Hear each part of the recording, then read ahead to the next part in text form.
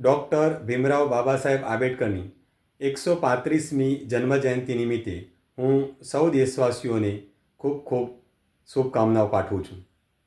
મહાન રાષ્ટ્ર ભારતની મહાન લોકશાહીના મહાગ્રંથ બંધારણના રચયિતા ડૉક્ટર ભીમરાવ બાબાસાહેબ આંબેડકરે બંધારણમાં કરેલી કેટલીક વિશિષ્ટ જોગવાઈઓને લીધે દેશના તમામ નાગરિકને પોતાનો સર્વાંગી વિકાસ પ્રાપ્ત કરવાની સમાન તકો મળેલ છે, જે થકી આજે ભારત દેશે અનેક ક્ષેત્રોમાં જ્વલંત સિદ્ધિઓ પ્રાપ્ત કરી છે અને આજે ભારત દેશ વિશ્વના મહાન દેશોમાં અગ્રસ્થાન ધરાવે છે.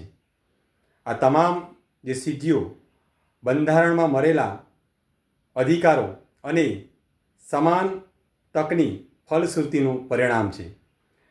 ડૉક્ટર બાબાસાહેબ આંબેડકરે આપણને એક સૂત્ર આપ્યું હતું કે શિક્ષિત બનો, સંગઠિત બનો, સંઘર્ષ કરો. એ આજે પણ એટલું જ યથાર્થ છે. શિક્ષણ એક એવું અમોઘ શસ્ત્ર છે કે જે તમામ સમસ્યાઓનો હલ છે.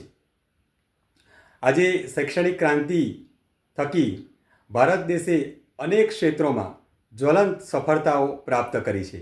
એ જ રીતે સંગઠન એ એવી શક્તિ જે કોઈ પણ કાર્ય સરળતાથી એ સિદ્ધ કરી શકાય છે. જો ભારત દેશના તમામ સમાજના લોકો એ સંગઠિત રહેશે તો દુનિયાની કોઈ એવી તાકાત નથી જે આપણને હંફાવી શકે. એ જ રીતે જિંદગીનું બીજું નામ જ સંઘર્ષ છે. એટલે કોઈ પણ કાર્ય કે સિદ્ધિ હાંસલ કરવા માટે હંમેશા સંઘર્ષ કરતું રહેવું પડશે.